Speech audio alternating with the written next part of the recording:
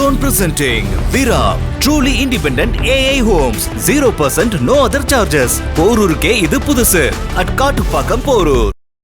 இந்த மனிதனத்தை பொறுத்த வரைக்கும் மிகப்பெரிய ஒரு வீனஸ் ஸ்டுடியோ ஓனருடைய பையன், அமெரிக்காவில் MBA படித்தவர், சினிமாங்கிற பேஷனுக்காக எல்லாத்தையும் விட்டுட்டு வந்துருக்காரு. அவர் யார்ட்டையுமே அசிஸ்டன்ட் ஒர்க் பண்ணல. அந்த காலகட்டங்களில் சினிமாவை ஒரு இரும்பு கோட்டையை போட்டு அடைச்சி வச்சுருந்தாங்க. ஸ்டுடியோ ஓனருடைய பையனாக இருந்தாலும் இவர் அமெரிக்காவில் படித்தவர், அவருடைய தாட்ஸு அவருடைய இதெல்லாம் வேறு மாதிரி இருக்குது. அப்போ இளையராஜா அவருடைய அடிக்கடி மீட் பண்ணுறாரு, பார்க்குறாரு. அவர் தான் அவர்கிட்ட லைன் சொல்கிறாரு, பிடிச்சி போகுது. மணிரத்னம் மீது முதலில் நம்பிக்கை வைத்தது யாரும் இளையராஜா. அவரோட கதை தேர்வுக்கான கேரக்டரை செலக்ட் பண்ணுறதே ஒரு முக்கியமான பங்காக தான் இருக்கும். அவர் எப்படி சார் அந்த கேரக்டர்லாம் செலக்ட் பண்ணுறாரு? இல்லை, அவர் முழுவதுமாக அவர் மட்டும்தான் பெரும்பாலும் இந்த இதை டிசைட் பண்ணுறாரு. அவர் தனிமையாக உட்காந்து என்ன கதைக்கு என்ன ஆர்டிஸ்ட் தேவையோ, என்ன யார் போட்டால் நல்லா இருக்குங்கிறத முழுவதுமாக டிசைன் பண்ணுறது அவர் தான். எல்லா இயக்குனருமே நீங்கள் இன்றைக்கி இருக்கக்கூடிய பெரும்பாலான இயக்குநர்கள் அதை கற்றுக்குங்க. முதல்ல பெர்ஃபெக்ஷன் கற்றுக்குங்க. அவர்கிட்ட இந்த பிளானிங்கை கற்றுக்குங்க. இப்போ இஷ்டத்துக்கு எடுக்கிறீங்க, 5 மணி நேரம் ஃபுட்டேஜ், 6 மணி நேரம் ஃபுட்டேஜ், அதை கட் பண்ணி தூக்கி போகிறீங்க. அவர் படத்தில் எந்த படம் எடுத்தது இல்லையா? அவர் திட்டமிட்டு பிளான் பண்ணி 2.5 மணி நேரம் தான் அப்படின்னா அதிகபட்சம் 3 மணி நேரம் 3.5 மணி நேரம் ஃபுட்டேஜ் இருக்கும், அவ்வளோதான். காதல் கதையெல்லாம் அவருக்கு சும்மா கை வந்த கலை. அதை இசை மூலியமாக சொல்லுவார், ரீரெக்கார்டிங் மூலியமாக சொல்லுவார். அந்த காட்சிகளை காட்சிப்படுத்துகிற இந்த ஃப்ரேம் பியூட்டி அது மூலியமாக சொல்லுவார். இதய திருடாதே படம்லாம் பார்த்திங்கன்னா ஒரு மிஸ்ட்ரியே இருக்கும் படம். நம்மளே அந்த ஃபீல்ட்லேயே வச்சுருப்பார்.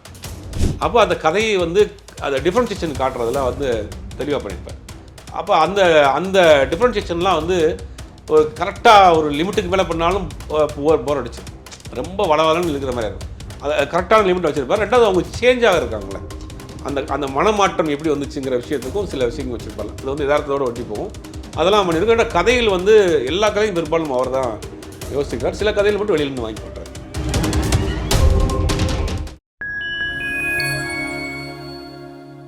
ஃபைன் டைம்ஸ் யூனிவர்ஸ் அனைவருக்கும் வணக்கம். மணிரத்னம் அவர்களோட பிறந்தநாள். அவரை பற்றி நிறைய விஷயம் தெரிஞ்சுக்க நம்ம கூட சுபேர் சார் இருக்காரு. வணக்கம் சார், எப்படி இருக்கீங்க சார்? 3 காலகட்ட மக்களையுமே அவர் கவர்ந்திருக்காரு அப்படின்னே சொல்லலாம். ஏன்னா கிராமத்து கதைகளாக போயிருந்த இடத்துல ஒரு காதல் கதையை டிஃப்ரெண்ட்டான ஜானரில் சொல்லலாம் அப்படின்றத அறிமுகப்படுத்தி வச்சவரே இவர் தான் அப்படின்னே சொல்லலாம். மௌனராகம் படமாக இருக்கட்டும், தளபதி படமாக இருக்கட்டும், அதுக்கப்புறம் செக்கச்சி வந்த வானம், இப்போ தக் லைஃப், இது மாதிரி எப்படி சார் 3 காலகட்டத்திலையும் அப்டேட்டடில் இருக்காரு? இல்லை, மனிதனத்தை பொறுத்த வரைக்கும் மிகப்பெரிய ஒரு வீனஸ் ஸ்டுடியோ ஓனருடைய பையன், அமெரிக்காவில் MBA படித்தவர், சினிமாங்கிற பேஷனுக்காக எல்லாத்தையும் விட்டுட்டு வந்துருக்கார். அவர் யார்ட்டையுமே அசிஸ்டன்ட் ஒர்க் பண்ணல. அந்த காலகட்டங்களில் சினிமாவை ஒரு இரும்பு கோட்டையை போட்டு அடைச்சி வச்சுருந்தாங்க, இரும்பு கேட்டு. அந்த கேட்டுக்குள்ளே போகிறதுக்கு குறைந்தபட்சம் ஒரு 5 படம் அசிஸ்டன்டாக ஒர்க் பண்ணியிருக்கணும், ஒரு 6 படம் அசோசியேட்டாக ஒர்க் பண்ணியிருக்கணுங்கிற ஒரு கட்டமைப்பு வச்சுருந்தாங்க. இதெல்லாம் இருந்தால் தான் நீங்கள் ஒரு ப்ரொடியூசர்கிட்ட நீங்கள் கதையே சொல்ல முடியும். முதல்ல நீங்கள் அவங்க கேட்குறது என்ன கேட்பாங்கன்னா, நீங்கள் யார்ட்ட ஒர்க் பண்ணீங்க, இவர்கிட்ட எத்தனை படம் ஒர்க் பண்ணீங்க, 2 படம், இன்னும் 4 படம் ஒர்க் பண்ணிட்டு அப்புறம் கதை சொல்லுவாங்க. திறமை இருக்காலும் பார்க்க மாட்டாங்க. அப்போ இந்த ஒரு ஆர்டர் வச்சுருந்தாங்க. அப்படி இருந்த காலகட்டங்களில் அப்போ தான் உள்ளே வர்றார். அவருக்கு சினிமா அனுபவம், சினிமா குடும்பமாக இருந்தால் அவங்க அப்பா ஒரு பெரிய ஸ்டுடியோ ஓனருடைய பையனாக இருந்தாலும் இவர் அமெரிக்காவில் படித்தவர், அவருடைய தாட்ஸு அவருடைய இதெல்லாம் வேறு மாதிரி இருக்குது. அப்போ இளையராஜா அவர்களை அடிக்கடி மீட் பண்ணுறாரு, பார்க்குறாரு. அவர் தான் அவர்கிட்ட லைன் சொல்கிறாரு, பிடிச்சி போகுது. மணிரத்னம் மீது முதலில் நம்பிக்கை வைத்தது யாரும் இளையராஜா தான். அவர் யார்கிட்டையும் ஒர்க் பண்ணலை. ஆனால் அவர் மேலே ஒரு நம்பிக்கை. இவர் சொல்கிற கதையை படமாக எடுத்துருவார். கதை யாருனாலும் நமக்கு தோன்றதை சொல்லலாம். அதை விஷுவலாக எடுக்கிறது தான் ஒரு கஷ்டம். நமக்கு தோன்ற கதையை எழுதலாம், சொல்லலாம். ஆனால் அதை விஷுவலாக பண்ணுறது ரொம்ப கஷ்டம். அப்போ ஒரு கதையை சொல்கிறாரு, அது ரொம்ப பிடிச்சி போச்சு. அப்போ ஒருத்தர் ரெஃபர் பண்ணுறாரு. அந்த படம் தான் பகல் நிலவு. அதுக்கு முன்னாடியே கன்னடத்தில் ஒரு படம் பண்ணிட்டார். தமிழில் முதல் பண்ண படம் பகல் நிலவு. பகல் நிலவு படத்தினுடைய ப்ரொடியூசர் யாருன்னா சத்யஜோதி ஃபிலிம்ஸ். சத்யஜோதி ஃபிலிம்ஸை பொறுத்த வரைக்கும் அவங்க செலக்டடான 3ஆம் முறை மாதிரி ஒரு வெற்றிகரமான தயாரிப்பு நிறுவனம். செலக்டடான படங்கள் மட்டும்தான் பண்ணுவாங்க. அந்த நிறுவனத்துக்கு படம் பண்ணுறாரு. இளையராஜா சொல்கிறாரு, அப்புறம் இந்த படம் ஒரு கரெக்டான டேரக்டராக இருப்பார் அப்படின்னு பகல் நிலவு பண்ணுறாரு. முரளி, ரேவதி, அந்த படத்தில் பாட்டெலாம் தெரியும், சூப்பர் டூப்பர் ஹிட்டு. அது வேறு மாதிரியான ஒரு பேட்டர்ன், ஒரு நார்மலான படமாக இருக்கும். அப்புறம் இதய கோயில் இன்றைக்கி வரைக்கும் பாட்டு ஹிட்டு. அது கோவை தம்பியோடைய மதர்லைன் பிக்சர்ஸுடைய படம். மதர்லைன் பிக்சர்ஸ் அன்றைக்கி பீக்கில் இருக்கிறாங்க. மோகன் வச்சு எல்லா படமும் ஹிட்டு. அந்த படம் பண்ணுறாரு, அந்த படம் போகுது. அது வரைக்கும் நீங்கள் இதய கோயில் அண்டு பகல் நிலவு 2 படத்தையும் மணிரத்னம் படங்கள் பார்க்குறப்ப அன்னைக்கு உள்ள காலகட்டங்களில் உள்ள படம் மாதிரி இருக்கும். அதில் ஒரு தனித்துவம் பெருசாக இவருடைய சிக்னேச்சர் இருக்காது. இவர் சிக்னேச்சர் எங்கே வருதுன்னா பிசி ஸ்ரீராம், மணிரத்னம், இளையராஜா காம்பினேஷனில் அப்படி வந்து நிற்கிறாங்க. மௌன ராகம்னு ஒரு படம் பண்ணுறாங்க. அதில் ஸ்டோரி வைஸும் சரி, ஷார்ட் கம்போசிஷனும் சரி, அந்த கதை சொல்லக்கூடிய அந்த ஸ்டைலும், டைலாக் டெலிவரி, அது வரைக்கும் டைலாக்கை வந்து தமிழ் சினிமாவில் டைலாக்கு ஒரு ஃபார்மெட் இருந்துச்சு. ஒரு இலக்கிய தமிழில் செந்தமிழில் பேசிக்கிட்டு அப்புறம் கலக்கியலான தமிழ் வந்துச்சு. மணிரத்னத்துக்கு பிறகு தமிழ் சினிமாவில் மணிரத்னம் ஸ்டைல் டைலாக்னே மாற்றுறாரு. வார்த்தைகளை சுருக்கி சொல்ல வந்த விஷயத்தை வந்து ரொம்ப ஷார்ட்டாக கன்வே பண்ணுற விஷயங்களுக்கெல்லாம் வந்து பண்ணுறாரு. அப்புறம் ஒரு காட்சியை வந்து நீங்கள் இப்படி தான் எடுக்கணும்னு ஒரு வரைமுறை இருக்குது. ஒரு ஃபுல் வைட் வைக்கணும், அப்புறம் கட் பண்ணி க்ளோஸ் வைக்கணும், ஒரு சஜஷன் வைக்கணும், அப்புறம் ஃபுல் வியூ காட்டணும், ஒரு என்ட்ரி கொடுக்கணும், எக்ஸிட் கொடுக்கணும், ஒரு ஃபார்மெட் இருந்துச்சு. இது அதெல்லாம் உடச்சி இந்த ஆஃப் வே கன்வே அப்படின்னு ஒரு விஷயம் சொல்லுவாங்க சினிமாவில். ஒரு சீனை வந்து இடையிலே அப்படி சொல்லலாம். இப்போ நீங்கள் நானும் உட்காந்து பேசிகிட்டு இருக்கீங்கன்னா இந்த காட்சி எப்படி ஒன்றும் எடுக்கலாம். நீங்கள் நானும் உட்காந்து பேசிகிட்டு இருக்கோம்னா வந்தோம், அங்கேருந்து கதவை திறந்தோம், வந்தோம், உட்காந்தோம், அப்புறம் பேச ஆரம்பிக்கிறோங்கிற விஷயத்த கன்வே பண்ணலாம். ஆனால் இவர் அதெல்லாம் அது எதுக்கு நீங்கள் வந்து உட்கார்றது கதவு திறக்கல இது காட்டணும். ஓப்பனாகவே நம்ம டக்குன்னு க்ளோஸ்க்கு போயிடலாமே.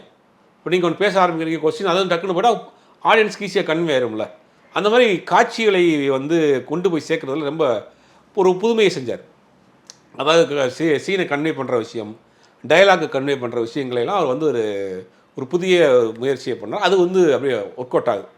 அது மௌன ராகத்துலேருந்து அப்படியே கொஞ்சம் கொஞ்சமாக அப்படியே மேலே போகும் கிராஃப்ட். மௌன ராகம், நாயகன், அப்படியே அவருடைய கேரியர் பம்பாய் அப்படின்னு அப்படியே கேரியர் போகும். அப்போ அதில் எல்லாமே ஷார்ட் கம்போசிஷனாக இருக்கட்டும், டைலாக் டெலிவரியாக இருக்கட்டும், ஷார்ட் பியூட்டியாக இருக்கட்டும், அதான் மெயினான ஒரு காட்சியை அழகுபடுத்துறது இருக்குல்ல, அது வந்து மணிரத்னத்துக்கு நிகர் யாரும் கிடையாது. அதனால தான் இன்றைக்கி வரைக்கும் தமிழ் சினிமாவில் பலரும் வந்து மணிரத்னத்திட்ட ஒர்க் பண்ணாட்டியும் கூட அவரே வந்து மானசீக குருன்னு சொல்லுவாங்க. அந்த மாதிரி இது ஒரு பெரிய கிராஃப்ட். அதாவது காலத்துக்கு தக்கன மாதிரி அடாப்ட் பண்ணி இளையராஜாவும் மணிரத்னமும் ஒரு காம்பினேஷனில் பண்ணுறாங்க. அது எல்லாமே சூப்பர் டூப்பர் ஹிட். அவங்களுக்குள்ள ஒரு கருத்து வேறுபாடு எடுத்து பிரியுது. அந்த நேரத்தில் ஒருத்தரை செலக்ட் பண்ணுறாரு, அதான் முக்கியமான பாயிண்ட்டு. அந்த நேரத்தில் ரோஜான்னு ஒரு படம் பண்ணுறாரு, ஒரு புதிய இசையமைப்பாளர் செலக்ட் பண்ணுறாரு. அப்போ ஒரு விளம்பர படங்கள் ஜிங்கிள்ஸ் பண்ணிகிட்டு இருக்கக்கூடிய ஒரு இசையமைப்பாளரை ஒரு பையனை மியூசிக் டேரக்டராக அந்த படத்துக்கு போகிறார். அது வரைக்கும் இளையராஜா பீக்கில் இருக்கிறார். ஆனால் இவர் கெஸ் பண்ணுறாரு, இந்த பையன்கிட்ட ஏதோ ஒரு இருக்குது, இதை வச்சு அடுத்த தலைமுறை இசையை கொண்டு போகிறதுக்கு சரியாக இருப்பார். அப்போ அவர் சூஸ் பண்ணுற ஆர்டிஸ்ட்டும் சரி, இவர் பார்க்குற கண்ணோட்டமும் சரி வித்தியாசமாக இருக்குது. அது எல்லாமே தொடர்ந்து போகுது. அது வந்து என்னென்னா ஒவ்வொரு காலகட்டத்துக்கு என்ன தேவையோ. இப்போ 2000 வந்து பார்த்திங்கன்னா திருமணம் பண்ணிக்கிறாங்க, ஆனால் வந்து வீட்டுக்கு தெரியாமல் அவங்க வீட்டில் இருப்பாங்க. அலைப்பாயுதுன்னு ஒரு படம் பண்ணுறாரு. அப்போ அது புதுசு. இன்றைக்கி வந்து அது ரொம்ப கேஷுவலாக இன்றைக்கி வந்து அந்த அந்த அந்த கலாச்சாரம் போயிட்டுருக்கு. அதை தாண்டி லிவிங்னா போயிட்டுருக்கு. லிவிங் நிறையா போயிட்டுருக்குன்னு வச்சுங்க, அது நிறைய பேர் கூட தெரிய மாட்டேங்குது நமக்கு. ஆனால் அன்றைக்கி 2000 காலகட்டங்களில் கல்யாணம் பண்ணிக்கிறவாங்க, ஆளுங்க அவங்க வீட்டில் இருப்பாங்க, காலம் வரப்போ சொல்லிக்கலாங்கிற மாதிரியான ஒரு கதையை அலைப்பாயுதுன்னு பண்ணுறாரு. அப்போ அதுவே ஒரு புதிய புரட்சி தான், ஒரு புதிய விஷயந்தான் அது. அப்போ காலத்துக்கு தக்கன மாதிரி தன்னுடைய கதையும் சரி, கதை சொல்லக்கூடிய விதமும் சரி, அந்த ஷார்ட் கம்போசிஷனும் சரி மாற்றிக்கிறார். மணிரத்னம் படத்தில் நடிக்கணும்னு எல்லா நடிகரும் ஆர்வமாக இருப்பாங்க. ஏன்னா அவர்களே அழகாக காட்டுவார். அவரை வந்து சின்ன கேரக்டர் நடிக்கக்கூடியவராக இருந்தாலும் கூட அந்த படத்தில் அவர் ரொம்ப அழகாக, அவருக்கு ஒரு காஸ்டியூமும் அவருடைய பேக்ட்ராப்னு சொல்லி ரொம்ப அழகாக காமிப்பார். அப்போ அதுதான் அவரை வந்து அப்டேட் பண்ணிட்டு இருக்கு. நீங்கள் சொன்ன மாதிரி 3 தலைமுறைகளை தாண்டி வந்துட்டார். இன்றைக்கி தக்லைஃபும் இன்றைக்கி இருக்கக்கூடிய இளம் இயக்குநர்களுக்கு போட்டி போடக்கூடிய அளவுக்கு இருக்கிறாங்க. அவருடைய காலகட்டத்தில் இயக்குநராக இருந்த பலரும் இன்றைக்கி ஃபீல்டில் இல்லை. அப்போ தன்னை அப்டேட் பண்ணிகிட்டு இருக்கார். ஒவ்வொரு விஷயமும் கரண்ட்டில் என்ன வருது, கரண்ட்டில் என்ன மாதிரியான கல்ச்சர் போகுது. ஒரு கலைஞனுக்கு என்னென்னா அப்சர்வேஷன் ரொம்ப முக்கியம். பார்வையை வந்து ப்ராடாக இருக்கணும், அப்சர்வேட் பண்ணணும்.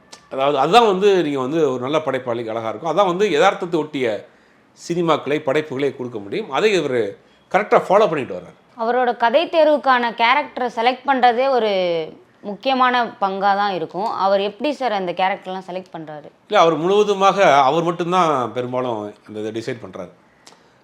அவர் தனிமையாக உட்காந்து என்ன கதைக்கு என்ன ஆர்டிஸ்ட் தேவையோ, என்ன யார் போட்டால் நல்லா இருக்குங்கிறத முழுவதுமாக டிசைன் பண்ணுறது அவர் தான். அது அவருடைய முழு ஐடியா தான். சில பேர் என்னென்னா ஒரு டீம் வச்சுருப்பாங்க, சில பேர் ஒரு குரூப்பாக உட்காந்து டிஸ்கஷன்லாம் பண்ணுவாங்க. அது மாதிரிலாம் பண்ண மாட்டாங்க. இவர் தனக்கு தோன்றியதை ஒரு இன்ச்சு கூட மாற்றாமல் அதை வந்து ஸ்கிரிப்டாக எழுதுவார். அதுக்கு தகுந்த காஸ்ட் செலெக்ஷன்ஸ்ன்றது எல்லாமே அவர் தான் பண்ணார். முழுக்க அவருடைய கிரியேட்டிவிட்டி தான். மணிரத்னம் அவர்கள் இன்ட்ரடியூஸ் பண்ணி வச்ச 2 பொக்கிஷங்கள்னே சொல்லலாம். ஒன்று பார்த்தீங்கன்னா இருவர் படத்தில் ஐஸ்வர்யா ராய், இன்னொன்று நீங்கள் சொன்ன மாதிரி ரோஜா படத்தில் ஏஆர் ரகுமான் அவர்கள். அதை பற்றி கொஞ்சம் சொல்லுங்கள் சார். ஐஸ்வர்யா ராய்ங்கிறது அன்னைக்கு வந்து உலக அழகி வந்து தமிழ் சினிமாவில் நடிப்பாங்களான்னு அண்ணாந்து பார்த்துட்டு இருக்க நேரத்தில் அந்த இருவருங்கிற ஒரு பயோபிக். அந்த பயோபிக்கை பொறுத்த வரைக்கும் ஒரு பக்கம் மோகன்லால், ஒரு பக்கம் பிரகாஷ்ராஜ் ரொம்ப தைரியமாக அந்த பயோபிக்கை அன்றைக்கி ஆளுங்கட்சியாக திமுக இருக்கிறப்பே பண்ணார்.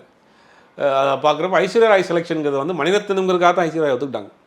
அன்றைக்கி ஐஸ்வர்யா ராய் வந்து ஹிந்தி படங்களில் பயங்கர பிஸியாக இருக்கிறாங்க. அவங்களுக்கு சவுத் இந்தியாவில் தெரிஞ்ச ஒரே டேரக்டர் வந்து மணிரத்னம் தான். மணிரத்னம்ங்கிற ஒரு இதனால தான் அவருக்கு அவங்க ஒத்துக்கிட்டாங்க. அது அவர் மேல் வச்சிருந்த நம்பிக்கை, அவர் படங்கள் மீது வச்சிருந்த நம்பிக்கை. ஒன்று ஏஆர் ரஹ்மான், ஏற்கனவே நான் சொன்ன மாதிரி ரேடியோ ஜிங்கிள்ஸு விளம்பர படங்களுக்கு இசையமைச்சிட்டு இருந்தவர் ஒரு ஃபுல் படத்துக்கும் இவரால் மியூசிக் பண்ண முடியும், பேக்ரவுண்ட் ஸ்கோர் பண்ணிட முடியும் அப்படின்னு ஒரு நம்பிக்கை வச்சார்ல.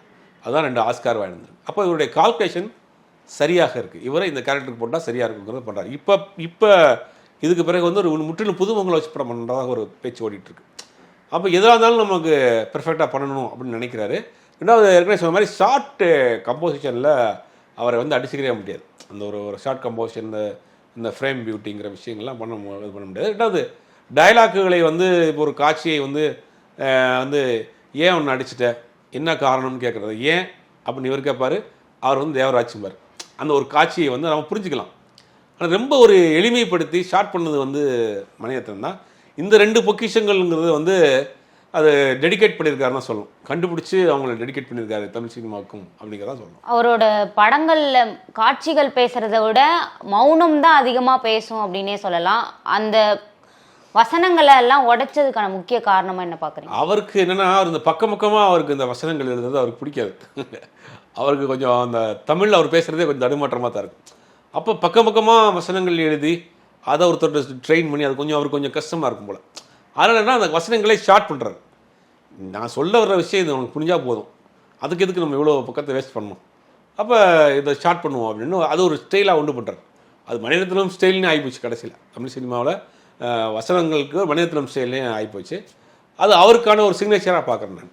அவரோட படங்களில் கதை சொல்லும் முறைன்றது எப்படி இருக்குது சார்? ஏன்னா இப்போது நம்ம நார்மலாக ஒரு கதை பார்க்குறோன்னா டக்குன்னு காதல் போகுது, அதுக்கப்புறம் பலவிதமான கதைகளை வந்து மாறி மாறி பண்ணிக்கிட்டே இருக்கார் இல்லையா? அவரோட கதை சொல்லும் விதம் அப்படின்னா என்ன பார்க்கலாம் சார்? கதை சொல்லும் அது காலத்துக்கு ஏற்ற கதை சொல்கிறார், அதுதான் ரொம்ப முக்கியம். அதனால தான் 40 வருஷமாக நிற்கிறார். அந்தந்த காலத்துக்கு தகுந்த ஓகே கண்மணி பண்ணுறாரு. ஓகே கண்மணி லிவிங் டுகெதர் பற்றி படம் பண்ணுறாரு. 2000 வந்துட்டு கணவன் மனைவியாக கல்யாணம் பண்ணிவிட்டு அவங்க வீட்டில் வாழ்கிறாங்கன்னு கதை பண்ணுறாரு. அப்போ காலத்திற்கு ஏற்ற அந்த உணர்வுகளை உள்வாங்கி அதை ஒரு படம் பண்ணுறாருல, அதுதான் சக்ஸஸ். அதனால தான் இன்றைக்கி வரைக்கும் இளம் இயக்குனரோட போட்டி போகிறார். அப்போ தன்னை வந்து அப்டேட் பண்ணிகிட்டே இருக்கிறார். புதுசாக இன்றைக்கி சமூகத்தில் நடக்கக்கூடிய மாற்றங்களை தன்னை அப்டேட் பண்ணிகிட்டே இருக்கிறார். இன்றைக்கி இருக்க இளம் இயக்குனர்கள் வந்து அவர்கிட்ட இருந்து கற்றுக்கணும் அப்படின்னா எந்த விஷயத்த சொல்லுவீங்க சார்? பெர்ஃபெக்ஷன். அவர் மாதிரி பெர்ஃபெக்ஷனான ஒரு டேரக்டரை நீங்கள் பார்க்கவே முடியாது. என்ன எடுக்கிறோமோ அவ்வளோதான். இன்றைக்கி அவர் நினச்சா 500 நாள் கூட படம் எடுக்கலாம். ஆனால் அவர் எத்தனை நாளில் படம் எடுக்கணும்னு ஒரு திட்டமிட்டோட்டு போகிறாரோ, பிளான் பண்ணிட்டு போகிறாரோ, அது வந்து 1 நாள் 2 நாள் முன்ன பின்ன போகாது. அதே மாதிரி ஷூட்டிங்லேருந்து வீட்டிலேருந்து கிளம்புறோமா, பவுண்டட் ஸ்கிரிப்ட், இன்றைக்கி என்ன எடுக்க போகிறோமோ அதை தாண்டி ஒரு ஷாட் கூட எடுக்க மாட்டார். அதில் ரொம்ப பெர்ஃபெக்ட். அந்த பெர்ஃபெக்ஷனுங்கிறதுனால தான் இன்றைக்கி வந்து இருக்கிறாரு. எல்லா இயக்குனருமே நீங்கள் இன்றைக்கி இருக்கக்கூடிய பெரும்பாலான இயக்குனர்கள் அதை கற்றுங்க. முதல்ல பெர்ஃபெக்ஷன் கற்றுக்குங்க. அவற்றுக்கு இந்த பிளானிங்கை கற்றுக்குங்க. உங்கள் இஷ்டத்துக்கு எடுக்கிறீங்க, 5 மணி நேரம் ஃபுட்டேஜ், 6 மணி நேரம் ஃபுட்டேஜ், அதை கட் பண்ணி தூக்கி போகிறீங்க. அவர் படத்தில் எந்த படமும் எடுத்தது இல்லையா? அவர் திட்டமிட்டு பிளான் பண்ணி 2.5 மணி நேரம் தான் அப்படின்னா அதிகபட்சம் 3 மணி நேரம் 3.5 மணி நேரம் ஃபுட்டேஜ் இருக்கும், அவ்வளோதான். அப்போ இந்த பிளானிங் இருக்குல்ல, அது இன்றைக்கி இருக்கிற இயக்குநர்களுக்கு முக்கிய தேவை. நீங்கள் எவ்வளோ எடுக்க போகிறோமோ அதை மட்டும் எடுத்தால் போதும் அப்படி அதெல்லாம் அவர்கிட்ட கற்றுக்கணும். சிம்பு கூட ஒரு நிகழ்ச்சியில் சொல்லியிருந்தாரு, இது மாதிரி மணி சார் படம்னா மட்டும் கரெக்ட் டைமுக்கு போயிடுறீங்க, மற்ற படங்கள்லாம் கரெக்ட் டைமுக்கு போக மாட்டேறீங்க. டைமிங் எப்படி சார் கீப் அப் பண்ணுறாரு? டைமிங்கை வந்து அவர் முன்னாடி போயிடுவார். எல்லாமே டேரக்டர் லேட்டாக போவாங்க. ஆர்டிஸ்ட்டுக்கு முன்னாடி நிறைய காட்சி, நிறைய விஷயங்கள் சொல்லலாம். ஊட்டியில் ஒரு படத்தினுடைய ஷூட்டிங்க்கு இயர்லி மார்னிங் ஷாட் 4:30 மணிக்கு. ஊட்டியில் இயர்லி மார்னிங் ஷாட்னா இவர் அந்த ஸ்பாட்டுக்கு முதல்ல கேமராமேன் போயிடுவாங்க, அதுக்கு முன்னாடி இவர் இருந்தார் அங்கே ஸ்பாட்டில். அப்போ அது டெடிக்கேஷன் இருக்குல்ல, தான் நினச்ச காட்சி வரணும் அப்படிங்கிறதுக்காக இறங்கி வேலை செய்யக்கூடிய விஷயம். அந்த டெடிக்கேஷன் தான் அவர் இன்றைக்கி வரைக்கும் நிற்க வச்சுருக்குது. அதாவது மற்ற படங்கள்லாம் பார்க்குறீங்கன்னா ஹீரோயினியை வந்து கவர்ச்சியாவோ இல்லை அதாவது உடல் அழகை வச்சு காட்டியிருப்பாங்க. பட் ஆனால் இவரோட படத்தில் பார்த்தீங்கன்னா கதாநாயகிக்கும் ஒரு வலிமையான ரோல் வந்து கொடுத்துருப்பாங்க இல்லையா? அதை எப்படி பார்க்குறீங்க சார்? இல்லை, பெண்ணுடைய உணர்வுகளை மணிரத்னம் வந்து ஆரம்பத்துலேருந்து சொல்ல ஆரம்பிச்சிருப்பார். நீங்கள் பகல் நிலவு படத்தில் பார்த்தீங்கன்னா ஒரு போல்டான லேடியாக இருக்கும் ரேவதி. மௌனராகம் படத்தில் பார்த்தீங்கன்னா ஒரு அந்த காலத்தில் கணவன்கிட்ட வந்து ஒரு மனைவி நான் வேற ஒருத்தனை காதலிக்கிறேன் அவனோட சேர்த்து வையின்னு சொல்கிற ஒரு டயலாக், ஒரு அதுவும் ரேவதியை வந்து ஒரு புதுமையான ஒரு புரட்சிகரமான பெண்ணாக வந்து அந்த படத்தில் காமிச்சிருப்பார். ஆனால் அதை தாண்டி அவங்களுக்குள்ள ஒரு உணர்வு ஏற்படுது, நட்பு ஏற்படுது, அந்த அந்த திருமணத்தை காதலாக மாற்றுறாங்கிறது வேறு விஷயம். ஆனால் அதுவே எல்லா பெண் கதாபாத்திரங்களுக்கு ரொம்ப இம்பார்ட்டன்ட் கொடுப்பார். அது ஒரு வலிமையாக இருக்கணும் அப்படின்னு நினைக்கிறார். அது உண்மையிலேயே ஒரு ஸ்டைலிஷான இயக்குனராக இருந்தாலும் அந்த பெண் கதாபாத்திரங்களுக்கு அவர் கொடுக்கக்கூடிய இம்பார்ட்டன்ட் வந்து ரொம்ப முக்கியமான விஷயம். அது உண்மையிலே பாராட்டக்கூடிய விஷயம். அது அவர் ஒரு காதல் கதையை எப்படி சொல்றதுல யூனிக்காக தெரிவார் சார். காதல் கதையெல்லாம் அவருக்கு சும்மா கை வந்த கலை. அதை வந்து இசை மூலியமாக சொல்வார், ரீரெக்கார்டிங் மூலியமாக சொல்வார், அந்த காட்சிகளை வந்து காட்சிப்படுத்துகிற அந்த ஃப்ரேம் பியூட்டி அது மூலியமாக சொல்லுவார். இதே திருடாதே படம்லாம் பார்த்தீங்கன்னா ஒரு மிஸ்ட்ரியே இருக்கும் படம், நம்மளே அந்த அந்த ஃபீல்ட்லேயே வச்சுருப்பார். இதே திருடாத படம் ஊட்டியில் நடக்கிற மாதிரி படம், அது ஒரு காதல் கதை தான். அந்த படம் பார்க்குறப்ப நமக்கும் அந்த அந்த ஃபீல்டில் இருக்கிற மாதிரியே இருக்கும். அந்த ஊட்டியில் நம்மளும் அந்த கூடயே இருக்கிற மாதிரியான ஒரு ஃபீலை கொண்டு வந்துடுறாரு. அதெல்லாம் வந்து அவர் வந்து ஃப்ரேம் பியூட்டிங்கிறதுல ரொம்ப கான்சன்ட்ரேட் பண்ணுவார். உண்மையாக தான் சினிமாவே வந்து காட்சி மொழி தானே. அந்த காட்சியை நம்ம எவ்வளோ அழகுபடுத்துகிறோம், யதார்த்தப்படுத்துகிறோம், அது அந்த காட்சி வந்து படம் பார்க்குற ஆடியன்ஸுக்கு எப்படி கனெக்ட் ஆகுது, அதில் ரொம்ப பெர்ஃபெக்டாக இருப்பார். ஒரு சாதாரண ஒரு க்ளோஸ்அப் ஷாட் வச்சா கூட அதில் என்ன பண்ண முடியும், அதில் எப்படி லைட் பண்ண முடியும், அதில் பேக்ட்ராப் பண்ண வைக்க முடியும், அதில் எப்படி கலர் பண்ண முடியும், பார்த்து அந்த ஒரு சின்ன விஷயம் பண்ணலாம். ஒவ்வொரு ஃப்ரேமுமே அதில் வந்து ஒரு ஆடு மாதிரி இருக்கும் அவருடைய படங்களில். ஒவ்வொரு ஃப்ரேமுமே ஒரு ஒரு பியூட்டியாக இருக்கும். செதுக்கி இருக்கான்னு சொல்கிறாங்களோ அது அவர் பண்ணுவார். அதனால தான் அவர் படத்தில் ஒரு புதுமை இருக்கும். அது 30-40 வருஷமாகவே ஒரு ஃப்ரெஷ்னஸ் இருந்துக்கிட்டே இருக்கும் ஒவ்வொரு காட்சி. இப்போ அவர் படத்தில் எல்லா படத்துலையும் ஒரு ஓப்பனிங்கில் வந்து ஒரு கல்யாண சாங் இருக்கும். இப்போ தக் லைஃப்லையும் கல்யாண சாங் வச்சுருக்காரு, ஜிங்கு ஜான் ஒரு பாட்டு. பட் அது புதுசாக இருக்கே, அதே கல்யாண வீடு, அதே குரூப் டான்ஸு, அதே பாட்டு. பட் ஆனால் அது கேட்குறதுக்கு புதுசாக இருக்குல்ல. அப்போ அதில் ஒரு காட்சியை வந்து அழகுபடுத்தியிருக்காருல்ல, அதுதான் மனிதத்துவம். பொன்னியின் செல்வன்லேயே கூட விக்ரம் சார் வந்து அதாவது ஐஸ்வர்யா ராய் மேலே இருக்க காதலுமே ரொம்ப அருமையாக இருக்கும் இல்லையா, அதை பற்றி சொல்லுங்கள். இல்லை, பொன்னியின் செல்வன் ராவணன் படத்தில் பண்ணியிருப்பார். அது ஏறக்குறைய மகாபாரத ராவணனுடைய கதை தான் அது.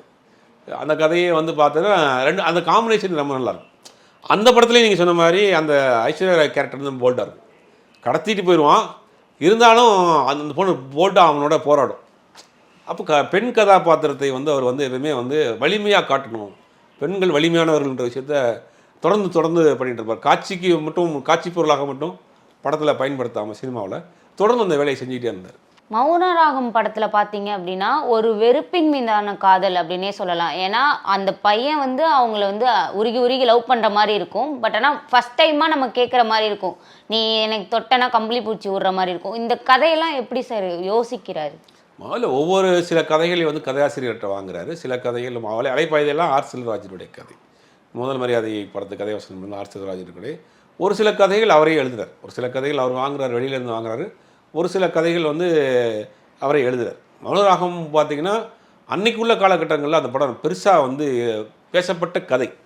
படமாக இல்லாட்டி படமாக பேசப்பட்ட படமாக தான், அது கூட கதை பெருசாக விவாதமாச்சு அன்றைக்கி காலகட்டங்களில். இப்படி ஒரு காதலா, முரட்டுத்தனமான ஒருத்தனோட காதலிச்சு மனசில் அவனை ஏற்றுக்கிட்டு ஒரு சாஃப்டான கணவரோட வாழ்க்கையை தொடங்குறாங்க அப்படிங்கிற அந்த டிரான்ஸ்மிஷனே அந்த பெரிய டிரான்ஸ்மிஷன். ஒருத்தன் ரவுடி, முரட்டு பையன், அவன் மேலே ஒரு காதல் வருது, அந்த காதல் நிறைவேறாமல் போகுது. அப்படியே பார்த்தீங்கன்னா இன்னொருத்தர் சாஃப்டான ஒரு நேச்சர் உள்ள ஒரு நபரோட திருமணம் ஆகுது. ரெண்டு கான்ட்ராஸ்ட், ரெண்டு துருவங்கள். இதை அக்செப்ட் பண்ணிக்கிட்ட நபரால் இதை அக்செப்ட் பண்ண முடியல. அப்போ இதை அக்செப்ட் பண்ணுறதுக்கு என்ன காரணம் அப்படிங்கிறது தான் கதை. அந்த கதையை தான் வேறு தமிழில் வேறு ஒருத்தர் பண்ணார், ராஜா ராணின்னு பண்ணார்னு வச்சுக்க. ஆனால் 2 பாயிண்ட் ஆஃப் வியூ கதையும் சொல்லுவார். இவர் பாயிண்ட் ஆஃப் வியூவில், மோகன் பாயிண்ட் ஆஃப் வியூவில் சொல்லப்பட்ட கதை வந்து அவர் வந்து ஒரு நார்மலாக ஒரு எனக்கு திருமணமானோடனே ஒரு மனை எப்படி வரணும்னு நினைக்கிறார். இதே நேரத்தில் மோகன் கேரக்டருக்கு கார்த்திக் மாதிரி ஒரு நபர் ஒரு கணவராக வந்தார், என்ன ஆயிருக்கும் கதை. அப்போ அந்த கதையை வந்து அந்த டிஃப்ரென்சியேஷன் காட்டுறதுல வந்து தெளிவாக பண்ணியிருப்பார். அப்போ அந்த டிஃப்ரென்சியேஷன்லாம் வந்து ஒரு கரெக்டாக ஒரு லிமிட்டுக்கு மேலே பண்ணாலும் போர் அடிச்சிடும், ரொம்ப வளவலன்னு இருக்கிற மாதிரி இருக்கும். அதை கரெக்டான லிமிட் வச்சுருப்பார். ரெண்டாவது அவங்க சேஞ்சாக இருக்காங்களே, அந்த மனமாற்றம் எப்படி வந்துச்சுங்கிற விஷயத்துக்கும் சில விஷயங்கள் வச்சுருப்பார். அது வந்து யதார்த்தத்தோடு ஒட்டி போகும். அதெல்லாம் பண்ணியிருக்கோம். கதையில் வந்து எல்லா கதையும் பெரும்பாலும் அவர் தான் யோசிக்கிறார். சில கதையில் மட்டும் வெளியிலேருந்து வாங்கி பண்ணுறாரு. நாயகன் படமாக இருக்கட்டும், தளபதி படமாக இருக்கட்டும், ரெண்டுமே வேறு வேறு, அதாவது கேங்ஸ்டர் மூவி மாதிரி தான் இருக்கும். இருந்தாலுமே அதுலேயுமே ஒரு கான்செப்ட் இருக்குல்ல சார், அதை பற்றி சொல்லுங்கள். இல்லை, நாயகன் வந்து முழுக்க முழுக்க அது கேங்ஸ்டர் படம் தான், அது மாற்று கருத்து கிடையாது. ஆனால் அந்த கேங்ஸ்டர் படமாக இருந்தாலும் அந்த படத்திலுடைய ஃபோட்டோகிராஃபி, அது இன்றைக்கி வரைக்கும் பேசப்படக்கூடிய ஃபோட்டோகிராஃபி, பாம்பே அவ்வளோ அழகாக இது வரைக்கும் எந்த சினிமாலையும் காட்டலன்னு தான் நான் நினைக்கிறேன். அந்த மாதிரி பண்ணியிருப்பார். கமலஹாசன் அந்த படத்தை ரொம்ப அழகாக காமிச்சிருப்பாங்க. அந்த ஒரு கேங்ஸ்டர் படத்துலேயே அது வித்தியாசமான படமாக இருக்கும். இந்த பக்கம் அப்படி தளபதி பார்த்தீங்கன்னா அதுவும் ஒரு கேங்ஸ்டர் படம் தான், பட் அதுக்கு நேர் ஆப்போசிட்டான ஒரு விஷயமா இருக்கும். கதையை பார்த்தா ரெண்டுமே ஏறக்குறைய ஒரே மாதிரியான கதையாக தான் இருக்கும். ஒரு ரெண்டு டானுக்குள்ளே நடக்கக்கூடிய போட்டி, நடக்கக்கூடிய ஃபைட்டு கிட்டு ஒரே மாதிரி கதையை மாற்ற இருக்கும். ஆனால் கதை சொல்லப்பட்ட விதம் வந்து வித்தியாசமாக இருக்கும். அதுக்குள்ளே ஒரு காதல், இன்றைக்கி வரைக்கும் சோபனா ரஜினியுடைய அந்த காதல் போர்ஷன் தான் பல பேர் ரிங்டோன் வச்சுருக்கான். அப்போ டெய்லி ஏதாவது அந்த சீனை பார்த்துருவாங்க போல். அந்த மாதிரி ஒரு 30 வருஷத்துக்கு முன்னாடி வந்த ஒரு கேங்ஸ்டர் படத்துக்குள்ள ஒரு அழகான ஒரு காதல். அது நாயகன் படத்துலையும் சரண்யா அவங்களுக்கு ஒரு காதல் இருக்கும். நீ எவ்வளோ பெருசு இருக்கிற, நீ குட்டியாக இருந்தேன்னு கேட்பார். அவங்களுக்குள்ள ஒரு காதல் இருக்கும், அதுக்குள்ளே ஒரு காமெடி இருக்கும். அப்போ கேங்ஸ்டர் படமாக இருந்தாலும் அதுக்குள்ளே எல்லாமே வச்சுருப்பார். ரெண்டுமே ஒரே கதையாக இருந்தாலும் சொல்லப்பட்ட விதம் வந்து வேறு வேறையாக இருக்கும். அந்த ட்ரீட்மெண்ட் தான் அவரோட பெரிய ப்ளஸ்.